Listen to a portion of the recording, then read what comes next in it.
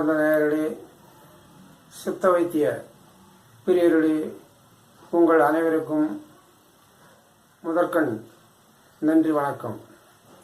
நாம் தற்பொழுது சுண்டைக்காயை பற்றி பார்ப்போமாக. சுண்டைக்காய் நமது உணவில் வாரம் ஒரு முறை சேர்த்துக்கொண்டால் குடலில் உள்ள குடல் புழுக்கள் அறவே நீங்கி வெளியில் வந்து விழுந்துவிடும். இது சிறிது கார கசப்புத்தன்மையுடையது. உடல் நலத்துக்கு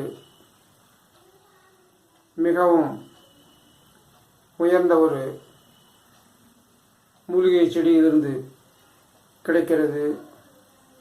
சுண்டைக்காய் மித உஷ்ணமான பொருள் என்பதால் குளிர்காலங்களில் இதனை நாம் பயன்படுத்தி உடலை ஆரோக்கியமாக வைத்துக் கொள்ளலாம்.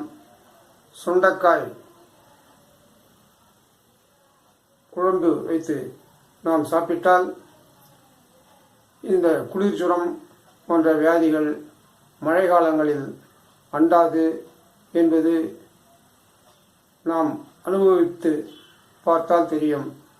ஆகவே சுண்டைக்காயை அலட்சியப்படுத்தாமல் வற்றலாக வைத்து சாதாரண நாட்களில் கூட சுண்டைக்காய் குழம்பு வைத்து சாப்பிட்டால் நமது உடம்பு காயகல்ப உடம்புக்கு நிகராக இருக்கும் என்று தெரிவித்து, சுண்டைக்காயின் அரிய பெருமையை உணர்ந்து நீங்களும் பயன்பெறுவீர்களாக. நன்றி, வணக்கம்.